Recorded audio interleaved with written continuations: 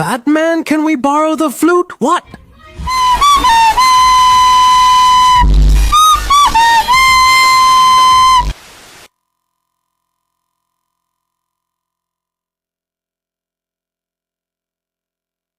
On Batman's typical day, a super intelligent talking gorilla, he invented a time machine in the middle of the world's most famous asylum, causing this man, dressed as a bat, to be transported to ancient Japan.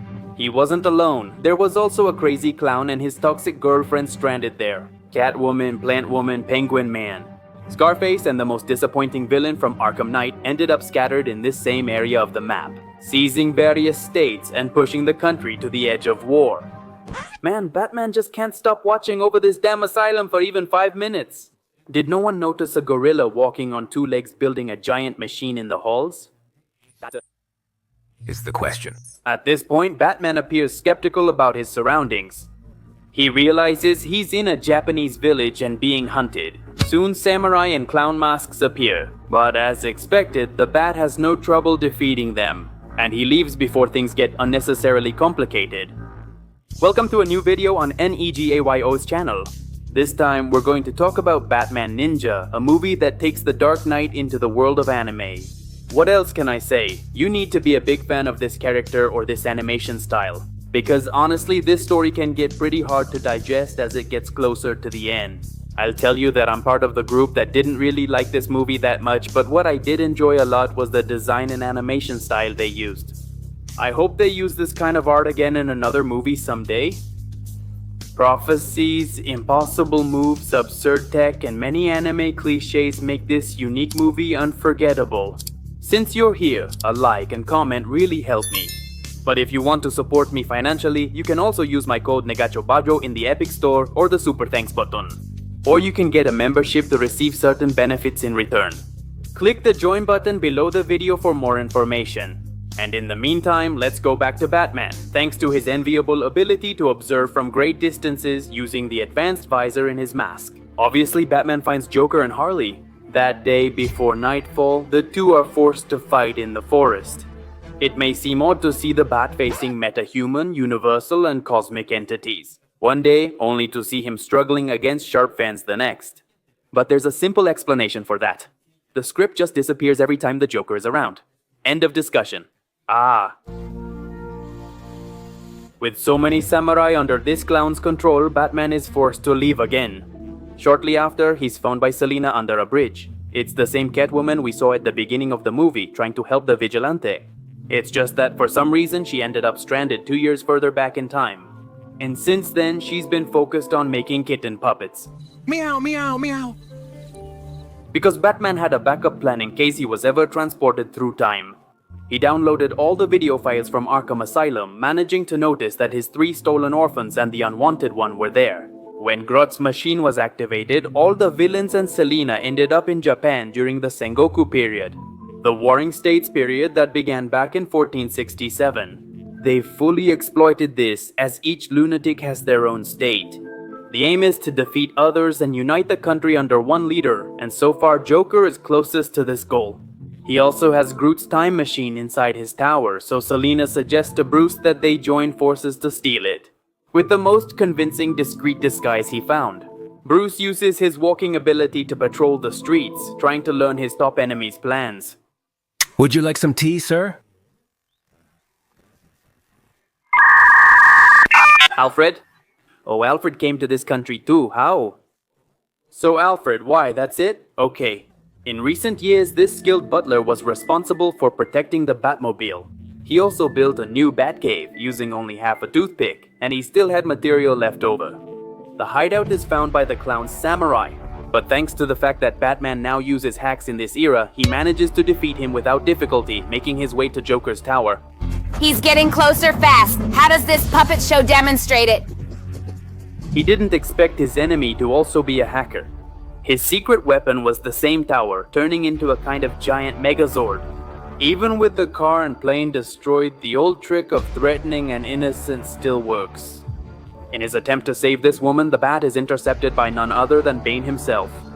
The motorcycle turns into armor capable of throwing this enemy through the air, but it's not powerful enough to withstand the strength of the Megazord. Batman is humiliated by these two. Fortunately, a cloud of bats appears, blinding their sight and allowing the vigilante to be rescued by Ninja. This clan was led by a man named Ian, who was also responsible for helping Nightwing, Red Hood, Red Robin, and Robin since they arrived. These ninjas have trained their entire lives according to an ancient prophecy about a bat shinobi appearing during chaos in Japan. None of them would hesitate to sacrifice their life, if necessary, under the orders of this lord they don't even know. Exactly. Later, Batman would receive a scroll from Gorilla Grodd, and with the help of his advanced power to read words and form sentences, he understands that he has been invited to a meeting at the top of the mountain. Here, it would be revealed the genius's plan was never to travel to the past. In reality, he wanted to get rid of Gotham's strongest villains to keep the City of the Sun for himself. But due to the Bat's intervention, things got out of control and everyone ended up in this era by accident. They agreed to work together to recover the time machine. The next day, Groot set up a meeting with Joker to trade his invention for Batman. Of course, it was all part of an ambush. But How? We killed them.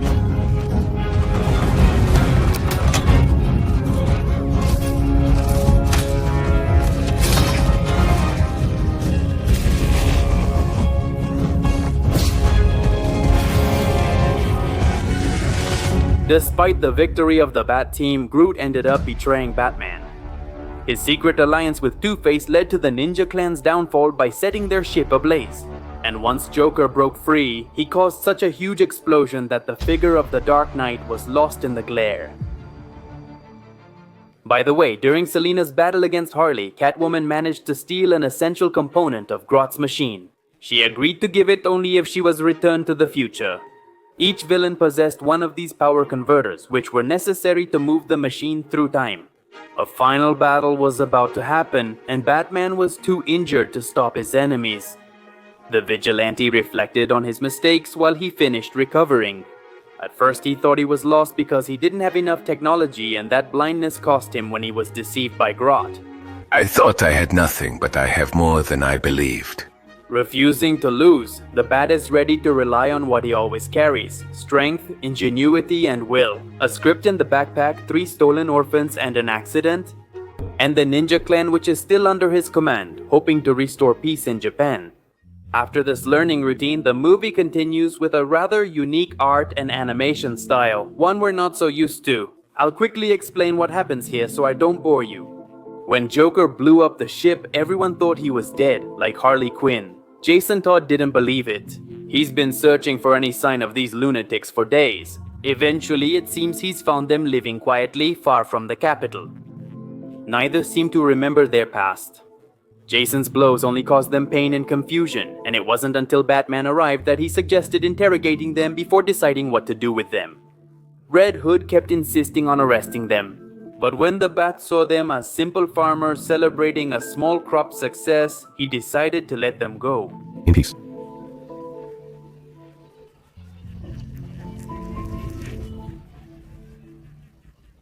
A month later, Groth was ready to begin the battle. Cobblepot, Ivy, Two-Face, and Arkham Knight's most disappointing villain went to Hell's Meadow hoping to be the last villain left. Batman and his clan assembled an arsenal of ninja weapons to defeat each enemy. All the machine's components were here, so this was their only chance to attack and send them back to the future. Multiple flower transformation.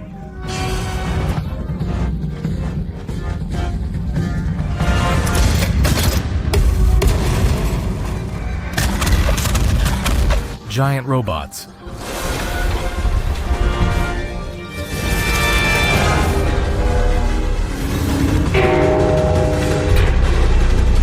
Easily the film's most expensive shot, but... Of? The story can take an unexpected turn at any moment.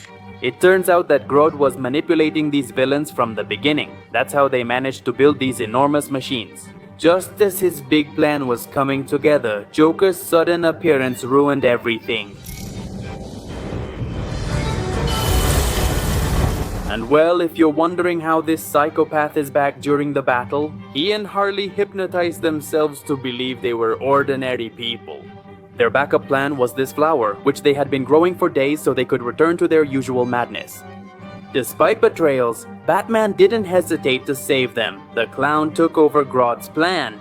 The clan was attacked mercilessly, and in a twist, the gorilla ends up saving Robin's life.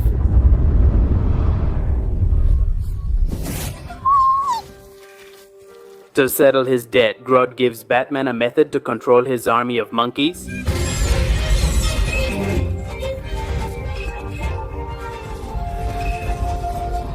Hundreds of thousands of these animals join together to create a giant autonomous samurai capable of rivaling the Arkham Tower. Look, don't say anything to me. I didn't write the movie. I'm not saying it's bad, but honestly, it was hard for me to watch again. A second time to write this video. So, if you're enjoying the story or didn't know about it, you can thank me by leaving a like and a comment. Subscribing and turning on notifications is a good way to stay updated on new content. The Bat family couldn't find a way to reach Joker. They were almost burned by the burst of fire. But then a horde of bats intervenes as Batman's ninja clan rescues their leader. Oh yes, if you were wondering where they've been all this time, they were meant to fight Groth's army after arriving here, but that battle wasn't shown on screen. The bats fused with the monkeys, turning into a giant Batman. This is how the vigilante managed to enter the tower. Each hero was forced to defeat the rest of the villains. Though the fight was tough, the entire Bat family overcame the adversity. The monkeys destroyed the giant robot's mechanism, leaving the machine unusable atop the tower. Batman and Joker faced off in a tough duel that, honestly, I don't know how lasted so long.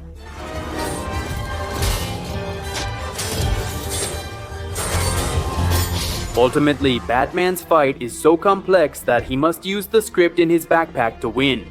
He was able to master something like shadow clones or the substitution jutsu, but with bats. The clown was thrown from above once he was defeated. And after all the chaos that had threatened Japan for weeks, the travelers could now go home. The machine worked properly. The war ended in the country, fulfilling the legendary ninja's prophecy exactly as written. Remember to use the code NEGAYO in the Epic Store or Super Chat or Super Thanks to financially support the channel. You can also get a membership to receive certain benefits in return, but if none of these options are for you, it's more than enough to just leave a like and a comment below this video. Turn on notifications to stay up to date with new content, and don't forget to stop by and say hi during the live streams I'm doing every Saturday on YouTube. In the first comment, I'll leave you a link to set a reminder. Don't leave without sharing your opinion about this movie. Like I mentioned before, honestly, I didn't really like it that much. Maybe because I'm not a big fan of the Bat or of anime either. So tell me in the comments, what did you like the most? The animation, the designs, or the story? That Alfred stayed on the sidelines so he wouldn't solve all the problems in 5 seconds? For my part, there's nothing left for me to say. See you soon guys, my name is Alex for the NEGAYO channel.